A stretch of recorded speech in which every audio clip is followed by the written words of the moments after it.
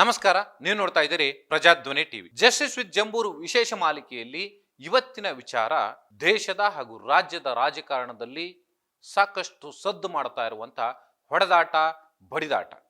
ಪ್ರಜಾಪ್ರಭುತ್ವಕ್ಕೆ ಅವಮಾನ ಎಸಗುತ್ತಿರುವ ರಾಜಕಾರಣಿಗಳು. ದಿಲ್ಲಿಯಲ್ಲಿ ಅಂಬೇಡ್ಕರ್ಗೆ ಅವಮಾನ, ಕರ್ನಾಟಕದಲ್ಲಿ ಮಹಿಳೆಗೆ ಅಪಮಾನ, ಬೆಳಗಾವಿಯಲ್ಲಿ ಬಡಿದಾಟ, ಹೊಸ ದೆಹಲಿಯಲ್ಲಿ ಹೊಡೆದಾಟ. ಜನಪ್ರತಿನಿಧಿಗಳಿಗೆ ಶೇಮ್ ಅನ್ನುತ್ತಿದ್ದಾರೆ ಜನ. ದೆಹಲಿಯಲ್ಲಿ ಹೊಡೆದಾಟ ನಡೀತಾ ಇದೆ, ಕರ್ನಾಟಕದಲ್ಲಿ ಬಡಿದಾಟ ನಡೀತಾ ಇದೆ. ಬೆಳಗಾವಿಯ ಸುವರ್ಣಸೌಧದಲ್ಲಿ ಒಂದು ದೊಡ್ಡ ಹೈಡ್ರಾಮಾ ನಡೆದು ಹೋಗಿದೆ. ವಿಧಾನ ಪರಿಷತ್ನಲ್ಲಿ ಸಚಿವೆ ಲಕ್ಷ್ಮೀ ಹೆಬ್ಬಾಳ್ಕರ್ ಅವರ ಮೇಲೆ ಅವಾಚ್ಯ ಶಬ್ದಗಳನ್ನು ಬಳಸಿ ನಿಂದಿಸಿರುವಂಥ ವಿಚಾರ ಈಗ ಇಡೀ ಕರ್ನಾಟಕದಲ್ಲಿ ಬಹಳಷ್ಟು ಸದ್ದು ಮಾಡ್ತಾ ಇದೆ. ಲಕ್ಷ್ಮೀ ಹೆಬ್ಬಾಳ್ಕರ್ ಅವರನ್ನ ಅವಾಚ್ಯ ಶಬ್ದಗಳಿಂದ ನಿಂದಿಸಿದ್ರು ಎನ್ನೋ ಕಾರಣಕ್ಕಾಗಿ ಅವರು ಈಗ ಬೆಳಗಾವಿಯ ಠಾಣೆಯಲ್ಲಿ ದೂರು ದಾಖಲಿಸಿದ್ದಾರೆ. ಆ ದೂರಿನ ಹಿನ್ನೆಲೆಯಲ್ಲಿ ಸಿ.ಟಿ. ರವಿ ಅವರನ್ನ, ವಿಧಾನ ಪರಿಷತ್ನ ಸದಸ್ಯರಾದಂಥ ಸಿ.ಟಿ. ರವಿ ಅವರನ್ನ ಅರೆಸ್ಟ್ ಮಾಡಿ ಈಗ ನ್ಯಾಯಾಲಯಕ್ಕೆ ಹಾಜರುಪಡಿಸಲಾಗಿದೆ. ಇಲ್ಲಿ ಒಂದು ವಿಚಾರವನ್ನ ನಾವು ಬಹಳ ಚೆನ್ನಾಗಿ ಗಮನಿಸಬೇಕು. ಇಡೀ ಕರ್ನಾಟಕದ ಜನ ಅಥವಾ ಇಡೀ ಭಾರತ ಜನ ಈ ರಾಜಕಾರಣಿಗಳ ನಡವಳಿಕೆಗಳನ್ನ ಬಹಳ ಸೂಕ್ಷ್ಮವಾಗಿ ಗಮನಿಸ್ತಾರೆ. ಎಲ್ಲೋ ಕೆಲವರು ಜೈ ಅನ್ಬಹುದು, ಅದು ಆ ಕಡೆಗೂ ಇರುತ್ತಾರೆ ಈ ಕಡೆಗೂ ಇರ್ತಾರೆ ಜೈ ಅನ್ನುವಂಥವ್ರು. ಅದು ಕಾಂಗ್ರೆಸ್ ಪಕ್ಷ ಇರಲಿ, ಬಿಜೆಪಿ ಇರಲಿ ಅಥವಾ ಮತ್ಯಾವುದೋ ಪಕ್ಷ ಇರಲಿ, ಆ ಪಕ್ಷದ ನಾಯಕರನ್ನ ಹೊಗಳಿ ಅಟ್ಟಕ್ಕೇರಿಸುವಂಥ ಪರಿಪಾಠ ಅದು ಸಹಜವಾಗಿ ಇದ್ದೇ ಇರುತ್ತೆ. ಆದರೆ ಅದರ ಆಚೆಗೆ ನಿಜವಾದ ಪ್ರಜಾಪ್ರಭುತ್ವದ ಪ್ರಭುಗಳು ಇವೆಲ್ಲವನ್ನು ಕೂಡ ಬಹಳ ಸೂಕ್ಷ್ಮವಾಗಿ ಗಮನಿಸ್ತಾರೆ. ಯಾವ ನಾಯಕರ ಪರಿಪಾಠ ಅಥವಾ ಅವರ ನಾಲಿಗೆ, ಅವರ ಆಚಾರ ವಿಚಾರಗಳು ಹೇಗೆ ನಡೆದುಕೊಳ್ತಾರೆ ಅನ್ನುವಂಥದ್ದನ್ನು ಬಹಳ ಸೂಕ್ಷ್ಮವಾಗಿ ಗಮನಿಸ್ತಾರೆ. ಇಲ್ಲಿ ಯಾವುದನ್ನೂ ಕೂಡ ಜನ ಏಕಾಏಕಿ ಒಪ್ಪಿಕೊಳ್ಳುವಂತಹ ಮನೋಸ್ಥಿತಿ ಇವತ್ತಿನ ದಿನಮಾನಗಳಲ್ಲಿ ಇಲ್ಲ. ದೆಹಲಿಯ ವಿಚಾರಕ್ಕೆ ಬರೋದಾದ್ರೆ, ದೆಹಲಿಯಲ್ಲಿ ಸಂಸತ್ ಭವನದ ಸುತ್ತ ಅಂಬೇಡ್ಕರ್ ಅವರ ವಿಚಾರವನ್ನು ಇಟ್ಕೊಂಡು ಕಾಂಗ್ರೆಸ್ ಪ್ರತಿಭಟನೆಯನ್ನ ಮಾಡ್ತಾ ಇದೆ. ಆ ಪ್ರತಿಭಟನೆಗೆ ಯಾವುದೇ ಕಾರಣಕ್ಕೂ ಅಲ್ಲಿ ಪ್ರತಿಭಟನೆಯನ್ನ ಮಾಡಬಾರದು ಅಂತ ಹೇಳಿ ಕೇಂದ್ರ ಸರ್ಕಾರ ಅಲ್ಲಿ ಒಂದು ತನ್ನದೇ ಆದ ಒಂದು ಪೊಲೀಸ್ ಪಡೆಯನ್ನ ಬಿಟ್ಕೊಂಡು ಅಲ್ಲಿರ್ತಕ್ಕಂಥ ಸಂಸದರನ್ನ ಹೊರಹಾಕುವಂತ ಪ್ರಯತ್ನವನ್ನ ಮಾಡುತ್ತೆ.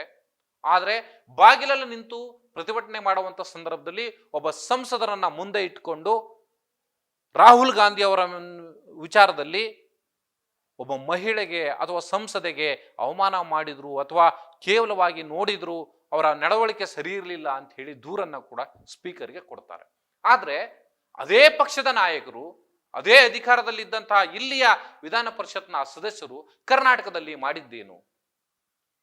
ವ್ಯಕ್ತಿಗತವಾಗಿ ಲಕ್ಷ್ಮೀ ಹೆಬ್ಬಾಳ್ಕರ್ ವಿಚಾರ ಏನೇ ಇರಬಹುದು, ಆದರೆ ಒಬ್ಬ ಶಾಸಕರಾಗಿ ಸದನದಲ್ಲಿ ಮಾತನಾಡುವಂತ ಸಂದರ್ಭದಲ್ಲಿ ಬಹಳ ಎಚ್ಚರಿಕೆಯಿಂದ ಮಾತನಾಡಬೇಕಾಗುತ್ತೆ.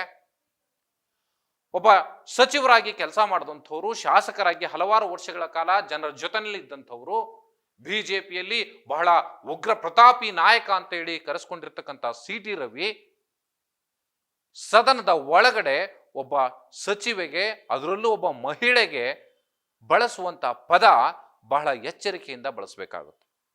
ಸ್ಪೀಕರ್ ಅವರು ಅದರ ದಾಖಲೆ ಇಲ್ಲ ಅನ್ನುವಂಥದ್ದನ್ನ ಈಗ ಹೇಳಿರಬಹುದು. ಅದು ಕಾನೂನಿನ ವ್ಯಾಪ್ತಿಯ ಒಳಗಡೆಗೆ ಏನೆಲ್ಲ ಒಬ್ಬ ಶಾಸಕರನ್ನ ರಕ್ಷಣೆ ಮಾಡಲಿಕ್ಕೆ ಅಥವಾ ಸಂಧಾನವನ್ನ ನಡೆಸಲಿಕ್ಕೆ ಏನೆಲ್ಲ ರಣತಂತ್ರವನ್ನ ಮಾಡಬೇಕು ಅದನ್ನ ಸ್ಪೀಕರ್ ಅವರು ಅವರದೇ ಆದ ಒಂದು ವ್ಯಾಪ್ತಿಯಲ್ಲಿ ಮಾಡಿರ್ತಾರೆ.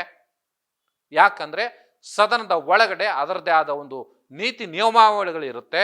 ಆ ನೀತಿ ನಿಯಮಾವಳಿಗಳು, ರೀತಿ ರಿವಾಜುಗಳ ನಡುವೆ ಸದನವನ್ನ ನಡೆಸಬೇಕಾಗುತ್ತೆ. ಸೊ ಆ ಹಿನ್ನೆಲೆಯಲ್ಲಿ ಅವರು ಪಕ್ಷಪಾತತೆಯಿಂದ ನಡೆದುಕೊಳ್ಳದೇನೆ ನಿಷ್ಪಕ್ಷಪಾತವಾಗಿ ಕೆಲಸ ಮಾಡಬೇಕು. ಡಿ.ಕೆ. ಶಿವಕುಮಾರ್ ಅವರು ಸಭಾಪತಿಗಳಾದಂಥ ಹೊರಟ್ಟಿಯವರ ವಿಚಾರದಲ್ಲೂ ಕೂಡ ಬಹಳ ಕೆಂಡಾಮಂಡಲವಾಗಿ ಅವರ ನಡವಳಿಕೆ ಸರಿಯಿಲ್ಲ, ಅವರು ಸೂಕ್ತ ನಿರ್ಧಾರವನ್ನ ಕೈಗೊಳ್ಳಬೇಕಾಗಿತ್ತು, ಆದರೆ ಒಬ್ಬ ಮಹಿಳೆಗೆ ಇಲ್ಲಿ ಅನ್ಯಾಯ ಆಗ್ತಾ ಇದ್ರು ಕೂಡ ಅದನ್ನ ಸರಿಯಾಗಿ ಖಂಡಿಸುವಂಥ ಅಥವಾ ಶಾಸಕರಿಗೆ ಅವ್ರ ಕರೆದು ಅಥವಾ ಮಾತನಾಡುವಂಥ ಅಥವಾ ಅವರಿಗೆ ಶಿಕ್ಷೆ ವಿಧಿಸುವಂಥ ಕೆಲಸವನ್ನು ಅವರು ಮಾಡಲಿಲ್ಲ, ನಿಷ್ಪಕ್ಷಪಾತವಾಗಿ ನಡೆದುಕೊಳ್ಳಲಿಲ್ಲ ಅನ್ನುವಂಥ ಮಾತನ್ನ ಹೇಳ್ತಾರೆ. ಹಾಗಾದ್ರೆ ನಿನ್ನೆ ಇಡೀ ಸದನದಲ್ಲಿ ನಡೆದಂಥ ಈ ಹೈಡ್ರಾಮಾದಲ್ಲಿ ಸಿ.ಟಿ. ರವರ ಪಾತ್ರ ಏನೂ ಇಲ್ವಾ? ಲಕ್ಷ್ಮೀ ಹೆಬ್ಬಾಳ್ಕರ್ ಅವರು ಸುಖ ಸುಮ್ಮನೆ ಸಿ ಟಿ ರವಿ ಅವರ ಮೇಲೆ ಆರೋಪವನ್ನು ಮಾಡ್ತಾರ? ಬೆಳಗ್ಗೆ ಲಕ್ಷ್ಮೀ ಹೆಬ್ಬಾಳ್ಕರ್ ಅವರು ಸುದ್ದಿಗೋಷ್ಠಿಯನ್ನು ನಡೆಸಿ ಹೇಳ್ತಾರೆ, ಹೌದು, ಸದನದಲ್ಲಿ ಅಂಬೇಡ್ಕರ್ ಅವರಿಗೆ ಅವಮಾನ ಆಗಿರ್ತಕ್ಕಂಥ ವಿಚಾರದ ಸಂಬಂಧಪಟ್ಟ ಹಾಗೆ ಚರ್ಚೆ ನಡೀತಾ ಇತ್ತು. ಸೊ ಆ ಸಂದರ್ಭದಲ್ಲಿ ಸ್ಪೀಕರ್ ಗದ್ದಲಾದಂಥ ಹಿನ್ನೆಲೆಯಲ್ಲಿ ಸದನವನ್ನ ಮುಂದೂಡಿದ್ರು. ಸೊ ಆ ಸಮಯದಲ್ಲಿ ನಾವೆಲ್ಲರೂ ಕೂಡ ಸದಸ್ಯರು ಸದನದ ಒಳಗಡೆ ಇದ್ವಿ. ಆಗ ನಾವು ಅಲ್ಲಿ ಚರ್ಚೆ ಮಾಡುವಂಥ ಸಂದರ್ಭದಲ್ಲಿ, ಅದು ಆಫ್ ದಿ ರೆಕಾರ್ಡ್ ಸದನ ನಡೀತಾ ಇರುವಂಥ ಇಲ್ಲದೆ ಇರುವಂಥ ಸಂದರ್ಭದಲ್ಲಿ ಸಹಜವಾಗಿ ಎಲ್ಲರೂ ಕೂಡ ಶಾಸಕರು ಅಲ್ಲೇ ಇರುವಂಥ ಸಂದರ್ಭದಲ್ಲಿ ಮಾತುಗಳು ನಡೆಯುತ್ತೆ, ಅಥವಾ ಎಷ್ಟೋ ಸಾರಿ ಪ್ರತಿಭಟನೆಗಳು ಮುಂದುವರಿಯುತ್ತೆ. ಸೊ ಅದೇ ರೀತಿ ಸದನದಲ್ಲಿ ಇರತಕ್ಕಂಥ ಸಂದರ್ಭದಲ್ಲಿ ರಾಹುಲ್ ಗಾಂಧಿ ಅವರನ್ನ ಬಿಜೆಪಿಯ ಕೆಲವು ಶಾಸಕರು ವ್ಯಸನಿ ಅಥವಾ ಈ ಡ್ರಗ್ ಅಡಿಕ್ಟ್ ಅನ್ನುವಂಥ ಪದವನ್ನ ಬಳಸಿದ್ರು. ಸೊ ಹಾಗಾಗಿ ನಾವು ಅವರು ಅಂದ್ರೆ ಸಿ ಟಿ ರವಿ ಅವರು ಚಿಕ್ಕಮಗಳೂರಿನಿಂದ ಬೆಂಗಳೂರಿಗೆ ಬರುವಂತ ಸಂದರ್ಭದಲ್ಲಿ ಹಿಂದೆ ಒಂದು ಆಕ್ಸಿಡೆಂಟ್ ಆಗಿರುತ್ತೆ. ಸೊ ಆಕ್ಸಿಡೆಂಟ್ ಸಂದರ್ಭದಲ್ಲಿ ಕೆಲವು ಪ್ರಾಣಗಳು ಹೋಗಿರುತ್ತೆ. ಆದ್ರೆ ಅದನ್ನ ಕೊಲೆ ಮಾಡಿದ್ದು ಹಾಗಾದ್ರೆ ನೀವು ಹಾಗಾದ್ರೆ ಕೊಲೆಗಾರ ಅನ್ನುವಂಥ ಪದವನ್ನ ನಾನು ಬಳಸಿದೆ ಅನ್ನುವಂಥ ಮಾತನ್ನ ಸ್ಪಷ್ಟವಾಗಿ ಹೇಳ್ತಾರೆ. ಆದರೆ ಸಿ ಟಿ ರವಿ ಅವರು ಇಡೀ ಬಿಜೆಪಿ ಪಡೆ ತಮ್ಮ ಬೆನ್ನಿಗಿದೆ ಅನ್ನೋ ಕಾರಣಕ್ಕಾಗಿ ನಾನು ಆ ಪದವನ್ನ ಬಳಸಿಲ್ಲ, ಅಥವಾ ಪ್ರಾಸ್ಟಿಟ್ಯೂಟ್ ಅನ್ನೋ ಪದವನ್ನ ನಾವು ಬಳಸಿಲ್ಲ ಲಕ್ಷ್ಮೀ ಹೆಬ್ಬಾಳ್ಕರ್ ಅವರಿಗೆ ಅನ್ನುವಂಥ ಮಾತನ್ನ ಹೇಳ್ತಾರೆ. ಎಲ್ಲ ಒಂದು ಕಡೆಗೆ ನುಣಚಿಕೊಳ್ಳುವಂತ ಪ್ರಯತ್ನವನ್ನ ಸಿ ಟಿ ರವಿ ಮಾಡಿದ್ರ ಅನ್ನುವಂಥ ಒಂದು ಕಡೆ ಆದ್ರೆ, ಇಡೀ ಬಿಜೆಪಿ ನಾವು ಮಹಿಳೆಗೆ ಬಹಳ ದೊಡ್ಡ ನ್ಯಾಯವನ್ನ ಕೊಡಿಸ್ತೀವಿ ಅಥವಾ ಮಹಿಳೆಯರಿಗೆ ನಾವು ಗೌರವವನ್ನು ಕೊಡ್ತೀವಿ ಅಂತ ಹೇಳಿ ಮಾತನಾಡುವಂತಹ ಬಿಜೆಪಿ ನಾಯಕರು ಸಿ ಟಿ ರವಿ ಅವರ ಪರವಾಗಿ ನಿಲ್ತಾರೆ ಅನ್ನೋದಾದ್ರೆ, ಲಕ್ಷ್ಮೀ ಹೆಬ್ಬಾಳ್ಕರ್ ವೈಯಕ್ತಿಕವಾಗಿ ಏನೇ ಆಗಿರ್ಲಿ, ಅವರು ಸಚಿವರಾಗಿರ್ಲಿ ಅಥವಾ ಮತ್ತೇನೋ ಆಗಿರ್ಲಿ, ಆದ್ರೆ ಒಬ್ಬ ಮಹಿಳೆಯ ಅಥವಾ ಮಹಿಳೆಯ ಎದುರುಗಡೆಗೆ, ಅದರಲ್ಲೂ ಸದನದಲ್ಲಿ ಅದರದ್ದೇ ಆದ ಒಂದು ನೀತಿ ನಿಯಮಾವಳಿಗಳ ಅಡಿಯಲ್ಲಿ ಅಥವಾ ರೀತಿ ರಿವಾಜುಗಳ ಅಡಿಯಲ್ಲಿ ಭಾಷೆಯನ್ನ ಬಳಸಬೇಕಾಗುತ್ತೆ. ಸೊ ಈಗ ಸಿ ಟಿ ರವಿ ಅವರು ಲಕ್ಷ್ಮೀ ಹೆಬ್ಬಾಳ್ಕರ್ ಅವರಿಗೆ ಪ್ರಾಸ್ಟಿಟ್ಯೂಟ್ ಅನ್ನೋ ಪದವನ್ನ ಬಳಸಿರುವಂಥದ್ದು ಎಲ್ಲ ಮಾಧ್ಯಮಗಳಲ್ಲೂ ಈಗ ಜಗಜ್ಜಾಹೀರಾಗಿದೆ. ಇಲ್ಲಿ ಯಾವ ಆ ವಿಡಿಯೋಗಳನ್ನ ಏನು ಎಡಿಟ್ ಮಾಡಿಲ್ಲ ಅಥವಾ ಇನ್ಯಾವುದೋ ಗಿಮಿಕ್ಗಳನ್ನ ಬಳಸಿಲ್ಲ. ಆದರೆ ಸಿ ಟಿ ರವಿ ಅವರು ಬೆಳಗ್ಗೆ ಎದ್ದು ನಾನು ಆ ಪದವನ್ನ ಬಳಸೇ ಇಲ್ಲ, ನಾನು ಹಾಗೆ ಮಾತಾಡಿಲ್ಲ, ಪ್ರಸ್ಟ್ರೈಟ್ ಅನ್ನೋ ಪದವನ್ನ ಬಳಸಿದೆ ಅನ್ನೋ ಮಾತುಗಳನ್ನು ಹೇಳ್ತಾರೆ. ಪ್ರಸ್ಟ್ರೈಟ್ ಅನ್ನೋದಕ್ಕೂ ಫ್ರಸ್ಟ್ರೇಷನ್ ಅನ್ನೋದಕ್ಕೂ ಪ್ರಾಸ್ಟಿಟ್ಯೂಟ್ ಅನ್ನೋದಕ್ಕೂ ಬಹಳಷ್ಟು ವ್ಯತ್ಯಾಸಗಳಿದೆ. ಆದರೆ ಬಿಜೆಪಿಯ ನಾಯಕರು ಒಬ್ಬ ಮಹಿಳೆಗೆ ಒಂದು ಪದವನ್ನ ಬಳಸಬೇಕಾದಾಗ, ಅದರಲ್ಲೂ ಸದನದಲ್ಲಿ ಬಳಸುವಂತ ಪದಗಳಿಗೆ ಅದರದ್ದೇ ಆದ ಒಂದು ವ್ಯಾಲ್ಯೂ ಇದ್ದೇ ಇರುತ್ತೆ.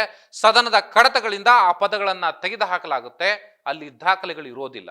ಆದರೆ ಈ ವಿಚಾರಕ್ಕೆ ಸಂಬಂಧಪಟ್ಟ ಹಾಗೆ ಗದ್ದಲ ಆಗಿರೋದಕ್ಕೆ ದಾಖಲೆಗಳಿರುತ್ತೆ. ಯಾವ ಪದಗಳನ್ನ ಬಳಸಲಾಯಿತು ಅನ್ನೋದಕ್ಕೆ ಈಗಾಗಲೇ ಲಕ್ಷ್ಮೀ ಹೆಬ್ಬಾಳ್ಕರ್ ಅವರು ಸ್ಪೀಕರ್ಗೂ ಕೂಡ ಒಂದು ದೂರನ್ನು ಕೊಡ್ತಾರೆ, ಜೊತೆಗೆ ಲೋಕಲ್ ಪೊಲೀಸ್ ಠಾಣೆಯಲ್ಲೂ ಕೂಡ ದೂರನ್ನು ದಾಖಲು ಮಾಡಿದ್ದಾರೆ. ಆದರೆ ಯಾವ ಪದ ಯಾವ ರೀತಿ ಆಡ್ತಾರೆ ಅಂತ ಹೇಳಿ ಅರ್ಥ ಮಾಡಿಕೊಳ್ಳದೆ ಇರುವಂತಹ ಜನರು ಸದನದಲ್ಲಿ ಇರ್ತಾರ, ಅಥವಾ ಹೊರಗಡೆ ಇರುವಂತಹ ಜನರನ್ನ ಈ ರಾಜಕಾರಣಿಗಳು ಇನ್ನೇನು ಮೂರ್ಖರು ಅಂತ ತಿಳ್ಕೊಂಡಿರ್ತಾರ. ಪ್ರಜೆಗಳು ಇವ್ರು ಯಾರನ್ನೂ ಕೂಡ ಅಬ್ಸರ್ವ್ ಮಾಡೋದೇ ಇಲ್ಲ ಅಥವಾ ಗಮನಿಸೋದೇ ಇಲ್ಲ ಅನ್ನುವಂಥ ಒಂದು ಮೊಂಡುತನ ಅಥವಾ ಬಂಡತನ ಇವರಲ್ಲಿ ಮನೆ ಮಾಡಿದೆಯಾ? ಸೊ ಈ ತರದ ಒಂದು ಪ್ರಶ್ನೆ ಈಗ ಜನರನ್ನ ಖಂಡಿತವಾಗ್ಲೂ ಕಾಡ್ತಾ ಇದೆ. ಆ ಕಡೆ ಕೇಂದ್ರದಲ್ಲಿ ಅಂಬೇಡ್ಕರ್ ಅವರಿಗೆ ನಾನು ಅವಮಾನ ಮಾಡಿಲ್ಲ ಅಂತ ಹೇಳಿ ಡಿಫೈನ್ ಮಾಡಿಕೊಳ್ಳುವಂತ ಕೆಲಸ ನಡೆಯುತ್ತೆ. ಇಲ್ಲಿ ಮಹಿಳೆಗೆ ನೇರವಾಗಿ ಮಾತನಾಡಿದ್ರು ಕೂಡ ಇಲ್ಲ, ನಾನು ಆ ಪದ ಬಳಸೇ ಇಲ್ಲ ಅನ್ನುವಂಥ ಡಿಫೈನ್ ಮಾಡಿಕೊಳ್ಳುವಂತ ಅಥವಾ ಅವರ ಪರವಾಗಿ ಪ್ರತಿಭಟನೆಗಳನ್ನ ಮಾಡುವಂತ ಹೀನ ರಾಜಕಾರಣ ಈ ದೇಶದಲ್ಲಿ ಶುರು ಆಯ್ತಾ ಅನ್ನುವಂಥ ಅನುಮಾನ ಶುರುವಾಗುತ್ತೆ. ಒಂದ್ ಕಡೆ ಹೊಡೆದಾಟ ಬಡಿದಾಟ, ಮತ್ತೊಂದು ಕಡೆಯಲ್ಲಿ ಅಮಾಯಕ ಜನರು ಇವರನ್ನ ಫಾಲೋ ಮಾಡುವಂತಹ ಪರಿಪಾಠ. ಯಾರನ್ನ ಯಾವ ರಾಜಕಾರಣಿಗಳನ್ನ ಜನ ಈ ಬಾರಿ ಅಥವಾ ಈ ಸಾರಿ ಇರ್ತಕ್ಕಂಥವ್ರನ್ನ ಹೇಗೆ ಇವರನ್ನ ನಾವು ಏನು ಅವರ ನಿಯಮ ಅವರ ಆಚಾರ ವಿಚಾರಗಳಿರ್ಬೋದು ಅಥವಾ ರಾಜಕಾರಣ ಇರ್ಬೋದು, ಅವೆಲ್ಲವನ್ನೂ ಕೂಡ ಅವರ ಹಿಂಬಾಲಕರು ಹೇಗೆ ತೆಗೆದುಕೊಳ್ತಾರೆ ಅನ್ನುವಂಥ ಸಣ್ಣ ಜ್ಞಾನವೂ ಕೂಡ ರಾಜಕಾರಣಿಗಳಿಗೆ ಇಲ್ಲದೆ ಹೋಯ್ತಾ ಅನ್ನುವಂಥ ಒಂದು ಬಹಳ ಬೇಸರದ ವಿಚಾರ ಜನರನ್ನ ಕಾಡುತ್ತೆ. ಈ ದೇಶಕ್ಕೆ ಸ್ವಾತಂತ್ರ್ಯ ಬಂದ ನಂತರ ವಿಶ್ವದ ಎಲ್ಲ ಸಂವಿಧಾನಗಳನ್ನ ಓದಿ ಜ್ಞಾನವನ್ನ ಸಂಪಾದನೆ ಮಾಡಿ ಅಂಬೇಡ್ಕರ್ ಅವರು ಈ ಭಾರತಕ್ಕೆ ಇಡೀ ಜಗತ್ತು ಮೆಚ್ಚುವ ರೀತಿಯಲ್ಲಿ ಒಂದು ಸಂವಿಧಾನವನ್ನು ಕೊಟ್ಟಿದ್ದಾರೆ. ಇದರಲ್ಲಿ ಜಾತಿ ಮತ ಧರ್ಮ ಎಲ್ಲವೂ ಕೂಡ ಅಡಕವಾಗಿರ್ತವೆ. ಎಲ್ಲ ಸಮುದಾಯದ ಜನ ನೆಮ್ಮದಿಯಾಗಿ ಬದುಕುವಲಿಕ್ಕೆ ಬೇಕಾದ ರೀತಿಯಲ್ಲಿ ಸಂವಿಧಾನದಲ್ಲಿ ಅವಕಾಶಗಳನ್ನು ಕಲ್ಪಿಸಿದ್ದಾರೆ. ಜೊತೆಗೆ ಮುಂದೇನಾದರೂ ಕೂಡ ಈ ತರದ ಒಂದು ಬದಲಾವಣೆಗಳು ಬಂದಂತ ಸಂದರ್ಭದಲ್ಲಿ ಜನರ ಉಪಯೋಗಕ್ಕೆ ಆಗಲಿ ಅನ್ನುವಂಥ ಕಾರಣಕ್ಕಾಗಿ ಅಲ್ಲಿ ಅಮೆಂಡ್ಮೆಂಟ್ ಅನ್ನ ಮಾಡಲಿಕ್ಕೆ ಅಥವಾ ತಿದ್ದುಪಡಿಗೂ ಕೂಡ ಅವಕಾಶವನ್ನು ಇಟ್ಟು ಹೋಗಿದ್ದಾರೆ. ಆದರೆ ಆ ಕಾನೂನನ್ನ ಈಗಿನ ರಾಜಕಾರಣಿಗಳು ತಮಗೆ ಹೇಗೆ ಬೇಕೋ ಹಾಗೆ ಬಳಸಿಕೊಳ್ಳುವಂತಹ ಪರಿಪಾಠವನ್ನ ಬೆಳೆಸ್ತಾ ಇರುವಂಥದ್ದು ಅಥವಾ ಅದನ್ನು ಹುಟ್ಟುಹಾಕ್ತಾ ಇರುವಂಥದ್ದು ಮುಂದಿನ ಯುವ ಪೀಳಿಗೆಗೆ ಈ ರಾಜಕಾರಣಿಗಳು ಏನನ್ನ ಕೊಡ್ತಾರೆ ಅನ್ನುವಂಥ ಪ್ರಶ್ನೆ ಇಲ್ಲಿ ಎದ್ದು ಕಾಣುತ್ತೆ. ಅದು ಕಾಂಗ್ರೆಸ್ ಇರಲಿ ಅಥವಾ ಬಿಜೆಪಿ ಇರಲಿ, ಯಾವುದೇ ರಾಜಕಾರಣ ಅಥವಾ ಮತ್ಯಾವುದೋ ಪಕ್ಷ ಇರಲಿ, ಯಾವುದೇ ರಾಜಕಾರಣಿಗಳು ಸದನದ ಒಳಗೆ ಹೇಗೆ ನಡೆದುಕೊಳ್ಬೇಕು, ಸದನದ ಹೊರಗೆ ಹೇಗೆ ನಡೆದುಕೊಳ್ಬೇಕು ಅನ್ನುವಂಥ ಒಂದು ಸಾಮಾನ್ಯ ಜ್ಞಾನ ರಾಜಕಾರಣಿಗಳಿಗೆ ಇರಬೇಕು. ಈಗಾಗಲೇ ರಾಹುಲ್ ಗಾಂಧಿ ಅವರ ವಿರುದ್ಧವಾಗಲೂ ಕೂಡ ಕೇಂದ್ರದಲ್ಲಿ ಸ್ಪೀಕರ್ಗೆ ಒಂದು ದೂರನ್ನ ಕೊಡಲಾಗಿದೆ. ಅಸ್ಸಾಂನ ಒಬ್ಬ ಸಂಸದೆ ನನಗೆ ಅನುಚಿತವಾಗಿ ವರ್ತನೆ ಮಾಡಿದ್ರು ರಾಹುಲ್ ಗಾಂಧಿ ಅನ್ನುವಂಥದ್ದನ್ನ ಹೇಳ್ತಾರೆ, ದೂರನ್ನ ಕೊಡ್ತಾರೆ. ಹಾಗಾದ್ರೆ ರಾಹುಲ್ ಗಾಂಧಿ ಅವರು ಆ ಪ್ರತಿಭಟನೆ ಸಂದರ್ಭದಲ್ಲಿ ಅನುಚಿತವಾಗಿ ನಡೆದುಕೊಂಡ್ರ? ಒಂದು ವೇಳೆ ನಡೆದುಕೊಂಡಿದ್ದೇ ಆದ್ರೆ ಅದು ಕೂಡ ತಪ್ಪಾಗುತ್ತೆ. ಸೊ ಅದಕ್ಕೆ ಸಂಬಂಧಪಟ್ಟ ಹಾಗೆ ಕೂಡ ತನಿಖೆ ಆಗಬೇಕು. ಜೊತೆಗೆ ಅಲ್ಲಿ ನಡೆದಂತ ತಳ್ಳಾಟ ನೂಕಾಟದ ಬಗ್ಗೆ ಕೂಡ ತನಿಖೆಯನ್ನು ನಡೆಸಿ ನಿಷ್ಪಕ್ಷಪಾತವಾಗಿ ನ್ಯಾಯವನ್ನ ಒದಗಿಸಿಕೊಡುವಂತಹ ಕೆಲಸ ಅಲ್ಲಿ ಆ ಪೀಠದ ಮೇಲೆ ಕುಳಿತಿರ್ತಕ್ಕಂಥ ಸ್ಪೀಕರ್ಗಳಾಗಲಿ ಅಥವಾ ಸಂಬಂಧಪಟ್ಟವರಿಗೆ ಅದು ಗೊತ್ತಾಗಬೇಕು. ಇದನ್ನ ಜನ ನೋಡ್ತಾರೆ. ಕರ್ನಾಟಕದಲ್ಲೂ ಕೂಡ ಇದೇ ರೀತಿಯ ವಾತಾವರಣ ಇದೆ. ಒಂದು ಕಡೆಯಲ್ಲಿ ಈಗಾಗಲೇ ಬಸವರಾಜ ಹೊರಟ್ಟಿ ಅವರು ಸ್ಪೀಕರ್ ಆಗಿದ್ದಂಥವರು ವಿಧಾನ ಪರಿಷತ್ನಲ್ಲಿ ಪೀಠಾಧಿಪತಿಗಳಾಗಿ ಕೂತಂತ ಸಂದರ್ಭದಲ್ಲಿ ಅವರ ಆ ಲೈವ್ ಫುಟೇಜ್ ಅನ್ನ ನೋಡಿದ್ರೆ, ನಿನ್ನೆ ನಡೆದಂತ ಇಡೀ ಸದನದ ಗದ್ದಲವನ್ನು ನೋಡಿದ್ರೆ ಅಲ್ಲಿ ಯಾವ ದಾಖಲೆಗಳು ಸಿಕ್ಕೋದಿಲ್ಲ. ಹಾಗಾದ್ರೆ ಪ್ರಜಾಪ್ರಭುತ್ವದಲ್ಲಿ ಈ ಜನಪ್ರತಿನಿಧಿಗಳು ಏನ್ ಮಾಡ್ಲಿಕ್ಕೆ ಹೊರಟಿದ್ದಾರೆ? ಒಬ್ಬ ತಪ್ಪಿತಸ್ಥ ಶಾಸಕನನ್ನ ರಕ್ಷಣೆ ಮಾಡಲಿಕ್ಕೆ ಹೊರಟಿದ್ದಾರಾ ಅಥವಾ ಅದನ್ನ ಮರೆಮಾಚಿ ಅಲ್ಲಿ ಸಂಧಾನ ಕ್ರಿಯೆಯನ್ನ ನಡೆಸಲಿಕ್ಕೆ ಹೊರಟಿದ್ದಾರಾ? ಎಷ್ಟೋ ಪ್ರಕರಣಗಳಲ್ಲಿ ಜನರ ಮುಂದೆ ಕಣ್ಮುಂದೆ ನಡೆದರೂ ಕೂಡ ಅದು ನಡೆದೇ ಇಲ್ಲ ಅನ್ನುವ ರೀತಿಯಲ್ಲಿ ಒಂದು ತನಿಖೆಯ ಹೆಸರಿನಲ್ಲಿ ವರದಿಯನ್ನು ಸಿದ್ಧಪಡಿಸ್ತಾ ಇರುವಂಥದ್ದು. ಅನಂತರ ಅದಕ್ಕೆ ಜನರೇ ಮರೆತು ಹೋದಂಥ ಸಂದರ್ಭದಲ್ಲಿ ಅದಕ್ಕೆ ತೇಪೆ ಹಚ್ಚಿ ಆ ಪ್ರಕರಣವನ್ನ ಮುಚ್ಚಿ ಹಾಕುವಂತ ಕೆಲಸಗಳು ಸಾಕಷ್ಟು ಇತಿಹಾಸದಲ್ಲಿ ನಡೆದು ಹೋಗಿದ್ದಾವೆ. ಅದು ಬಿಜೆಪಿ ಅಧಿಕಾರದಲ್ಲಿರಲಿ ಅಥವಾ ಕಾಂಗ್ರೆಸ್ ಅಧಿಕಾರದಲ್ಲಿರಲಿ. ಸೊ ಈ ತರದ ಪ್ರಕರಣಗಳು ಬಂದಾಗ ಜನರಿಗೆ ಒಂದು ಮಾದರಿಯಾದಂಥ ಆಡಳಿತ ವ್ಯವಸ್ಥೆಯನ್ನ ಜನರ ಮುಂದೆ ಇಡಬೇಕಾದಂಥ ಅನಿವಾರ್ಯತೆ ಸ್ಪೀಕರ್ದಾಗಿರಲಿ ಅಥವಾ ಅಲ್ಲಿರ್ತಕ್ಕಂಥ ಜನನಾಯಕರದಾಗಿರಲಿ ಬಹಳ ಮುಖ್ಯ ಆಗುತ್ತೆ. ಆದರೆ ಇಡೀ ಪ್ರಕರಣವನ್ನ ಬೆಳಗಾವಿಯ ಸುವರ್ಣಸೌಧದಲ್ಲಿ ನಡೆದಂತಹ ಪ್ರಕರಣವನ್ನ ನೋಡಿದ್ರೆ ಮೇಲ್ನೋಟಕ್ಕೆ ಜನರನ್ನ ಯಾಮಾರಿಸುವಂಥ ಅಥವಾ ಜನರನ್ನ ತಪ್ಪು ದಾರಿಗೆ ಎಳೆಯುವಂಥ ಅಥವಾ ಜನರು ಕೂಡ ಅದೇ ದಾರಿಗೆ ಹೋದ್ರೂ ಕೂಡ ನಮ್ಮನ್ನ ಯಾರು ಏನೂ ಮಾಡ್ಕೊಳ್ಳಕ್ಕಾಗೋದಿಲ್ಲ ಅನ್ನುವಂಥ ಕೆಟ್ಟ ಸಂದೇಶ ಸಾರುವಂತ ಪರಿಪಾಠವನ್ನ ರಾಜಕಾರಣಿಗಳು ಹಾಕಿಕೊಡ್ಲಿಕ್ಕೆ ಹೊರಟಿದ್ದಾರ? ಇಲ್ಲಿ ನಾನು ಕಾಂಗ್ರೆಸ್ ಪಕ್ಷ ಅಥವಾ ಬಿಜೆಪಿ ಅಂತ ಹೇಳಿ ನಾನು ಯಾರನ್ನೂ ಕೂಡ ಬೆಟ್ಟು ಮಾಡಿ ತೋರಿಸ್ತಾ ಇಲ್ಲ. ಅಲ್ಲಿ ರಾಹುಲ್ ಗಾಂಧಿ ಕೂಡ ಆ ರೀತಿ ನಡ್ಕೊಂಡಿದ್ರೆ ಅದು ಕೂಡ ತಪ್ಪಾಗುತ್ತೆ. ಇಲ್ಲಿ ಸಿ ಟಿ ರವಿ ಅವರು ನಡ್ಕೊಂಡಿದ್ದಕ್ಕೆ ಸಾಕಷ್ಟು ಫುಟೇಜ್ಗಳಿದ್ದಾವೆ. ಸೊ ಇಲ್ಲೂ ಕೂಡ ಅದು ಕೂಡ ತಪ್ಪು ಅಂತ ಹೇಳಿ ಹೇಳುವಂತ ಎದೆಗಾರಿಕೆ ಜನನಾಯಕರದ್ದಾಗಬೇಕು.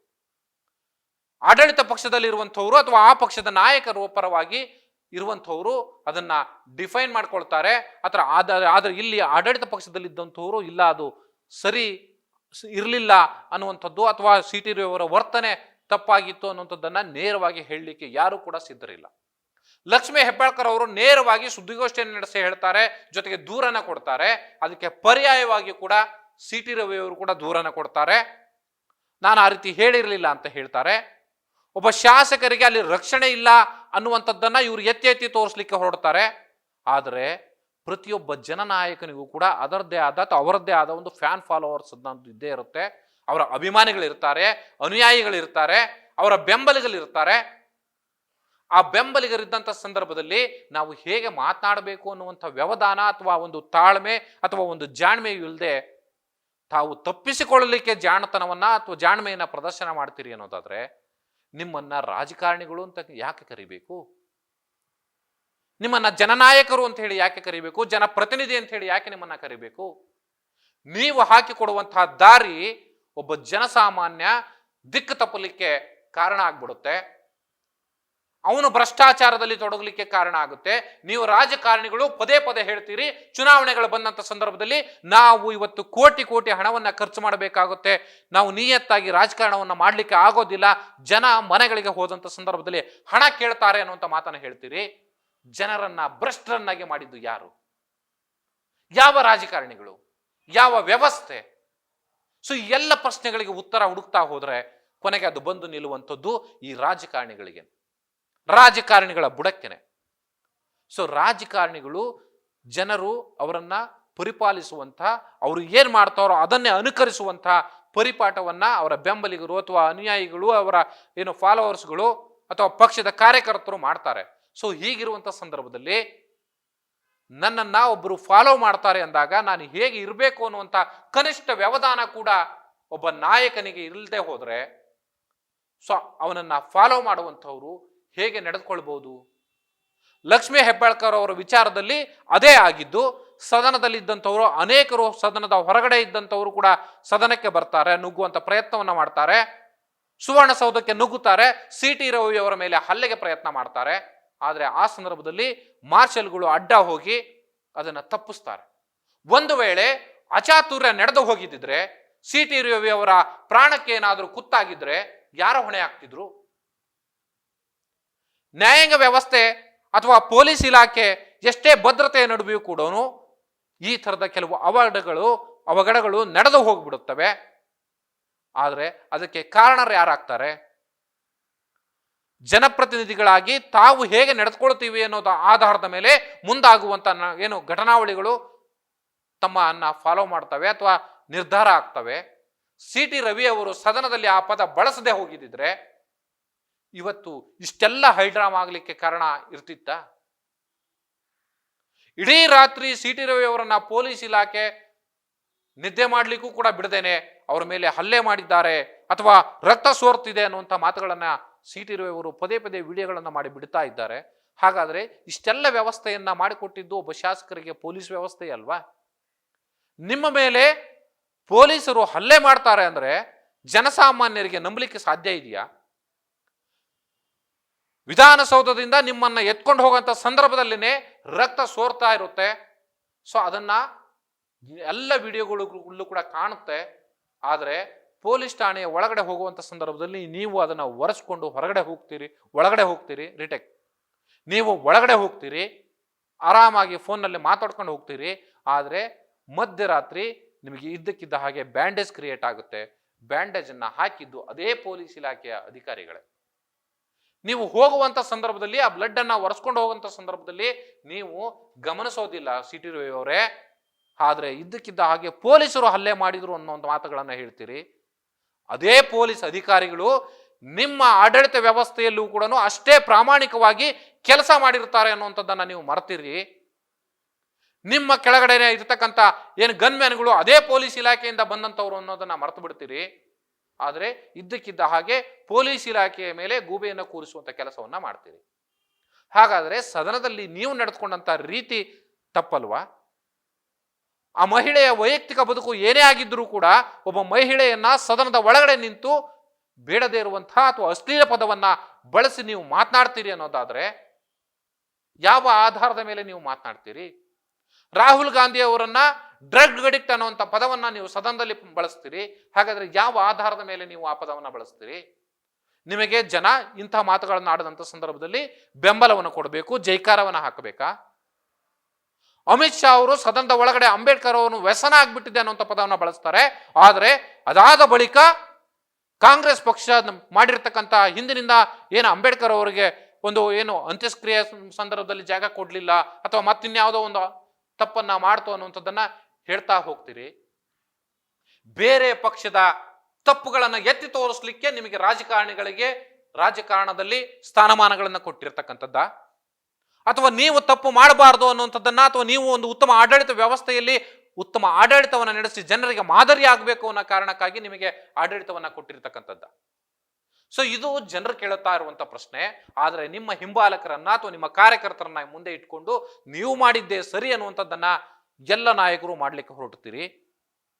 ಅದು ಕಾಂಗ್ರೆಸ್ ಪಕ್ಷ ಆದ್ರೂ ಸರಿ ಅಥವಾ ಬಿಜೆಪಿ ಆದ್ರೂ ಸರಿ, ರಾಜಕಾರಣದಲ್ಲಿ ತಮ್ಮ ಹಿಂಬಾಲಕರನ್ನ ಇಟ್ಕೊಂಡು ಈ ರೀತಿಯ ಒಂದು ಆಗದೆ ಆಗಿರುವಂತಹ ಘಟನೆಯನ್ನ ಆಗೇ ಇಲ್ಲ ಅನ್ನುವಂಥ ರೀತಿಯಲ್ಲಿ ನಡ್ಕೊಳ್ಳುವಂಥದ್ದು, ಅಥವಾ ತಾವು ಮಾಡಿದ್ದೇ ಸರಿ ಅನ್ನುವಂಥದ್ದನ್ನ ಬಿಂಬಿಸಿಕೊಳ್ಳಲಿಕ್ಕೆ ಜನರ ಮನಸ್ಸಿನಲ್ಲಿ ಒಂದು ಹೊಸ ವಿಷಬೀಜವನ್ನ ಹುಟ್ಟು ಹಾಕಲಿಕ್ಕೆ ಒಂದು ಹೊಸ ರಣತಂತ್ರವನ್ನ ಸೃಷ್ಟಿ ಮಾಡುವಂಥದ್ದು. ನೀವು ಯಾರಿಗೆ ಮಾದರಿ ಆಗ್ಲಿಕ್ಕೆ ಹೊರಟಿದ್ದೀರಿ ರಾಜಕಾರಣಿಗಳೇ? ಮಲ್ಲಿಕಾರ್ಜುನ ಖರ್ಗೆ ಅವರು ಕೂಡ ಅಲ್ಲಿ ಬೇರೆಯವರಿಗಿನ್ನ ಏನು ಅಲ್ಲಿ ಇರ್ತಕ್ಕಂಥ ಸಂಸದರು ತಳ್ಳಾಡಿದ್ರು ಮಲ್ಲಿಕಾರ್ಜುನ ಖರ್ಗೆ ಅವರನ್ನ ಅಂತ ಹೇಳ್ತಾರೆ. ಅದು ಕೂಡ ಜನರ ಮುಂದೆ ಇದೆ. ಮತ್ತೊಂದು ಕಡೆಯಲ್ಲಿ ರಾಹುಲ್ ಗಾಂಧಿ ಅವರು ಸಂಸದರನ್ನ ತಳ್ಳಿದ್ರು ಅನ್ನೋಂಥ ಮಾತುಗಳು ಕೇಳಿ ಬರ್ತಾ ಇದ್ದಾವೆ. ಅದಕ್ಕೆ ಸಂಬಂಧಪಟ್ಟ ಕೂಡ ಫುಟೇಜ್ಗಳಿದ್ದಾವೆ. ಸಂಸತ್ನಲ್ಲಿ ಅದರದ್ದೇ ಆದ ಒಂದು ಚಾನೆಲ್ನಲ್ಲಿ ವಿಜುವಲ್ಸ್ಗಳು ಆಚೆ ಬರ್ತವೆ. ಇವೆಲ್ಲವೂ ಕೂಡ ಕಣ್ಣು ಮುಂದೆ ಇರುವಂಥ ಸಂದರ್ಭದಲ್ಲಿ ರಾಜಕಾರಣಿಗಳು ವ್ಯವಧಾನದಿಂದ ನಡೆದುಕೊಳ್ಳುವಂಥದ್ದನ್ನ ಬಿಟ್ಟು ನಿಮ್ಮದೇ ಆದ ವೈಖರಿಯಲ್ಲಿ ಕೆಲಸ ಮಾಡಲಿಕ್ಕೆ ಹೊರಡ್ತೀರಿ. ರೋಷಾವೇಶಗಳು ನಿಮ್ಮಲ್ಲಿ ಇರಬೇಕಾದಂಥದ್ದು ಜನರ ಅಭಿವೃದ್ಧಿಯ ವಿಚಾರದಲ್ಲೇ ಹೊರತುನು ಒಬ್ಬರಿಗೊಬ್ಬರು ಕಿತ್ತಾಡುವಂಥದ್ರಲ್ಲ. ಕಿತ್ತಾಡ್ಲಿಕ್ಕೆ ನಿಮ್ಮನ್ನ ಜನ ಆರಿಸಿ ಸಂಸತ್ತಿಗೆ ಅಥವಾ ಶಾಸನ ಸಭೆಗಳಿಗೆ ಕಳಿಸ್ತಾರ, ಅಥವಾ ವಿಧಾನಸಭೆಗಳಿಗೆ ಕಳಿಸ್ತಾರ, ವಿಧಾನ ಪರಿಷತ್ಗೆ ನಿಮ್ಮನ್ನ ಆಯ್ಕೆ ಮಾಡಿರ್ತಾರ? ಸೊ ಈ ಒಂದು ಪ್ರಶ್ನೆಯನ್ನ ನಿಮ್ಮ ಗಮನದಲ್ಲಿ ಇಟ್ಟುಕೊಂಡು ಈ ಹೊಡೆದಾಟ ಬಡಿದಾಟಗಳನ್ನ ಬಿಟ್ಟು ಜನರ ಅಭಿವೃದ್ಧಿಯ ವಿಚಾರದಲ್ಲಿ ನೀವು ಗಮನ ಕೊಡಬೇಕು. ರಾಜಕಾರಣಿಗಳು ಅಂದ ತಕ್ಷಣನೇ ರಾಜರಾಗಿ ಮನಸೋ ಇಚ್ಛೆ ಬದುಕುವಂಥದ್ದಲ್ಲ, ಅಥವಾ ದರ್ಬಾರ್ಗಳನ್ನ ನಡೆಸುವಂಥದ್ದಲ್ಲ. ರಾಜನ ಹಾಗೆ ಜನರ ಅಭಿರುಚಿ ಏನು, ಅವರ ಸಮಸ್ಯೆಗಳೇನು, ಅವರ ಸಮಸ್ಯೆಗಳಿಗೆ ಪರಿಹಾರಗಳೇನು, ಹೇಗೆ ನಾವು ಅವುಗಳನ್ನು ಪರಿಹಾರ ಮಾಡಬೇಕು, ಈ ವಿಚಾರಗಳ ಕಡೆಗೆ ರಾಜಕಾರಣಿಗಳು ಗಮನವನ್ನು ಕೊಡಬೇಕು. ಒಬ್ಬ ಜನಸಾಮಾನ್ಯ ತನ್ನ ಸಮಸ್ಯೆಯನ್ನ ಇಟ್ಕೊಂಡು ವಿಧಾನಸೌಧಕ್ಕೋ ಅಥವಾ ಸಂಸತ್ಕೋ ಬಂದರೆ ಅವನ ಚಪ್ಪಲಿ ಸವದು ಹೋಗುವವರೆಗೂ ಕೂಡ ಅವನು ನಡೆದಾಡಬೇಕಾಗುತ್ತೆ, ಓಡಾಡಬೇಕಾಗುತ್ತೆ. ಅವನ ಸಮಸ್ಯೆ ಮಾತ್ರ ಬಗೆಹರಿಯೋದಿಲ್ಲ. ಆದರೆ ನಿಮ್ಮ ವಿಚಾರಗಳು ಅಥವಾ ವೈಯಕ್ತಿಕ ವಿಚಾರಗಳು ಬಂದಂಥ ಸಂದರ್ಭದಲ್ಲಿ ಮಾತ್ರ ಇದ್ದಕ್ಕಿದ್ದ ಹಾಗೆ ಆಕ್ರೋಶಗಳು ಎದ್ದು ಕುಣಿಯುತ್ತೆ ನಿಮ್ಮ ಮನಸ್ಸಿನಲ್ಲಿ. ಬಾಯಲ್ಲಿ ಪುಂಕಾನುಪುಂಕವಾಗಿ ಮನಸೋ ಇಚ್ಛೆ ಪದಗಳು ಹೊರಗಡೆ ಬರುತ್ತೆ. ಹಾಗಾದ್ರೆ ಜನರಿಗೆ ನೀವೇನನ್ನ ಕೊಡ್ಲಿಕ್ಕೆ ರಾಜಕಾರಣಿಗಳಾಗಿ ಹೊರಟಿದ್ದೀರಿ? ನೀವು ಬಿಸ್ನೆಸ್ ಮನ್ಗಳಾಗಿ ಅಥವಾ ಅಲ್ಲಿ ಉದ್ಯಮಗಳನ್ನು ನಡೆಸಲಿಕ್ಕೆ ಹೊರಟಿದ್ದೀರಾ, ಅಥವಾ ಅಲ್ಲಿ ಕೊಳ್ಳೆ ಹೊಡಿಲಿಕ್ಕೆ ಹೊರಟಿದ್ದೀರಾ? ನೀವು ಮಾಡಬೇಕಾದ ಕೆಲಸವನ್ನ ನೀವು ಸರಿಯಾಗಿ ಮಾಡಿದ್ರೆ ಜನ ನಿಮ್ಮನ್ನ ಬೆಂಬಲಿಸ್ತಾರೆ, ಇಲ್ಲದೆ ಹೋದ್ರೆ ಮನೆಯಲ್ಲಿ ಕೂರಿಸ್ತಾರೆ ಅನ್ನುವಂಥದ್ದು ನಿಮಗೆ ನೆನಪಿರಬೇಕು. CT ರವಿ ಅವರು ಈಗಾಗಲೇ ಸೋತು ಸುಣ್ಣ ಆಗಿ ವಿಧಾನ ಪರಿಷತ್ಗೆ ಆಯ್ಕೆಯಾಗಿ ಬಂದಂಥವ್ರು ಇನ್ನೂ ಕೂಡ ಪಾಠವನ್ನ ಕಲ್ತಿಲ್ಲ ಅನ್ನೋದಾದ್ರೆ ನಿಮಗೆ ಜನರೇ ಬುದ್ಧಿ ಕಲಿಸ್ತಾರೆ. ಅಮಿತ್ ಶಾ ಅವರು ಈಗಾಗಲೇ ಸಾಕಷ್ಟು ಸುಪ್ರೀಂ ಕೋರ್ಟ್ ಆದಿಯಾಗಿ ನಿಮಗೆ ಚೀಮಾರಿಯನ್ನು ಹಾಕಿ ಇಡೀ ಗುಜರಾತ್ನಿಂದ ನಿಮಗೆ ಗಡಿಪಾರನ್ನ ಮಾಡ್ತಾರೆ. ಆದರೂ ಕೂಡ ನೀವು ಅಂಬೇಡ್ಕರ್ ಬಗ್ಗೆ ಮಾತನಾಡ್ತೀರಿ. ಅಂಬೇಡ್ಕರ್ ವ್ಯಸನ ಆಗ್ಬಿಟ್ಟಿದೆ, ಅಂಬೇಡ್ಕರ್ ಅನ್ನುವಂಥ ಹೆಸರು ನಿಮಗೆ ಫ್ಯಾಷನ್ ಆಗ್ಬಿಟ್ಟಿದೆ ಅನ್ನೋಂಥ ಪದಗಳನ್ನ ಬಳಸ್ತೀರಿ. ಹಾಗಾದ್ರೆ ನಿಮಗೆ ಯಾವ ಪದ ಫ್ಯಾಷನ್ ಸ್ವಾಮಿ? ಮೋದಿ ಹೆಸರು ಮಾತ್ರ ನಿಮಗೆ ಫ್ಯಾಷನ್ನ? ಅಥವಾ ಯಾವುದೋ ದೇವರುಗಳ ಹೆಸರನ್ನು ಹೇಳಿಬಿಟ್ರೆ ಮಾತ್ರ ನಿಮಗೆ ಫ್ಯಾಷನ್ನ? ಜನಸಾಮಾನ್ಯರ ಕೆಲಸಗಳನ್ನ ಮಾಡಲಿಕ್ಕೆ ನಿಮ್ಮನ್ನ ಸೇವಕರನ್ನಾಗಿ ಅಲ್ಲಿ ಆಯ್ಕೆ ಮಾಡಿ ಕಳಿಸಿರ್ತಾರೆ ಜನ. ಆದ್ರೆ ನೀವು ಸೇವಕರಾಗದೆ ಜನರ ಸೂಲಿಗೆಯನ್ನ ಸೇವ್ ಮಾಡ್ಲಿಕ್ಕೆ ಹೋಗ್ತಾ ಇದ್ದೀರಿ. ನೀವು ಜನರ ಪರವಾಗಿ ಕೆಲಸ ಮಾಡೋದನ್ನ ಕಲೀರಿ. ರಾಜಕಾರಣಿಗಳಾಗಿ ಸೇವಕರಾಗಿ ಕೆಲಸ ಮಾಡಿದ್ರೆ ನೀವು ರಾಜರಂತೆ ಮೆರಿಲಿಕ್ಕೆ ಅವಕಾಶ ಇದೆ ಈ ಪ್ರಜಾಪ್ರಭುತ್ವದಲ್ಲಿ. ಅಂಬೇಡ್ಕರ್ ಅವರು ಅವೆಲ್ಲವನ್ನು ಕೂಡ ಪ್ರಜಾಪ್ರಭುತ್ವದ ವ್ಯವಸ್ಥೆಯ ಅಡಿಯಲ್ಲಿ ಇಟ್ಟು ಹೋಗಿದ್ದಾರೆ. ಆ ದಾರಿಯಲ್ಲಿ ನಾವು ನಡೆಯಬೇಕಾಗಿದೆ ಅನ್ನುವಂಥ ಪರಿಕಲ್ಪನೆ ಅಥವಾ ಪರಿಪಾಠ ಅಥವಾ ಆ ಪ್ರಜ್ಞೆ ನಿಮ್ಮಲ್ಲಿ ಇರಬೇಕಾಗುತ್ತೆ. ಆದರೆ ಇದ್ಯಾವುದನ್ನು ಕೂಡ ಗಮನದಲ್ಲಿ ಇಟ್ಕೊಳ್ಳದೆ ಮನಸೋ ಇಚ್ಛೆ ನಡೆದುಕೊಳ್ಳುವಂಥದ್ದು ಯಾವ ರಾಜಕಾರಣಿಗಳು ಅದು ಯಾವುದೇ ಪಕ್ಷದಲ್ಲಿ ಇರಲಿ ಅದು ಶೋಭೆ ತರುವಂಥದ್ದಲ್ಲ. ಇನ್ಮೇಲಾದರೂ ಕೂಡ ರಾಜಕಾರಣಿಗಳು ಈ ವಿಚಾರದಲ್ಲಿ ಗಮನ ಹರಿಸಬೇಕು, ಜನರ ಪರವಾಗಿ ಕೆಲಸ ಮಾಡೋದನ್ನ ಕಲಿಬೇಕು ಅನ್ನುವಂತಹ ಕಳಕಳಿಯಲ್ಲಿ ಪ್ರಜಾಧ್ವನಿ ಟಿವಿ ಇವತ್ತು ಈ ಜಸ್ಟಿಸ್ ವಿತ್ ಜಂಬೂರು ಕಾರ್ಯಕ್ರಮದ ಮೂಲಕ ತಿಳಿ ಹೇಳುವಂಥ ಕೆಲಸವನ್ನ ಮಾಡ್ತಾ ಇದೆ. ಅದು ಕೇಂದ್ರದಲ್ಲಿರಲಿ ಅಥವಾ ರಾಜ್ಯದಲ್ಲಿರಲಿ ರಾಜಕಾರಣಿಗಳಾದಂಥವರು ಒಂದು ಶಿಷ್ಟಾಚಾರದ ಪದಗಳನ್ನು ಬಳಸಬೇಕು, ಶಿಷ್ಟಾಚಾರದ ರೀತಿಯಲ್ಲಿ ನಡೆದುಕೊಳ್ಳಬೇಕು. ಅದನ್ನ ಕಲಿದೆ ಹೋದ್ರೆ ಜನರೇ ಆಮೇಲೆ ನಿಮಗೆ ಶಿಕ್ಷೆ ಕೊಡುವುದರ ಮೂಲಕ ಶಿಷ್ಟಾಚಾರವನ್ನು ಕಲಿಸ್ತಾರೆ ಅಂತ ಎಚ್ಚರಿಸ್ತಾ ಈ ಕಾರ್ಯಕ್ರಮ ಮುಗಿಸೋಣ. ನಮಸ್ಕಾರ.